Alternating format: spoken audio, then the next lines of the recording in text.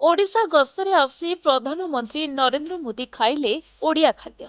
गतकाली जनपदरे जनसमुद्र सृष्टि करबा परे गतकाली राजभवनरे रात्रि यापन करथिले प्रधानमंत्री।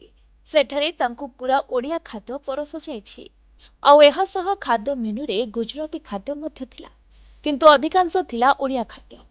रातिरे मोदीଙ୍କ मेनुरे रुटी सन्तुळा सह डालमा, कड़ी, छतु द्वारा थिबा बेले एहा सह गुजराती खाद्य मध्य सामिल थिला।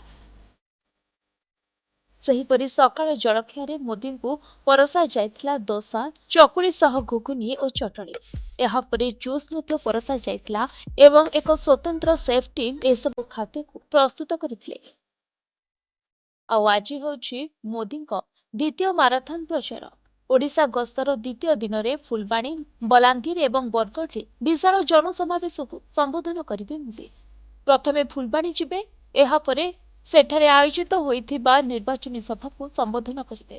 ପରେ ହେଲିକପ୍ଟରରେ ବାହାରି ବଲାଙ୍ଗୀର ଅଭିମୁଖେ ଯିବେ। ବଲାଙ୍ଗୀର ଉପକଣ୍ଠ ପଥରଚିପା ପଡ଼ିଆରେ ବିଜୟ ସଂକଳ୍ପ ସମାବେଶରେ 12ଟାରେ ଯୋଗଦେବେ ମୋଦି।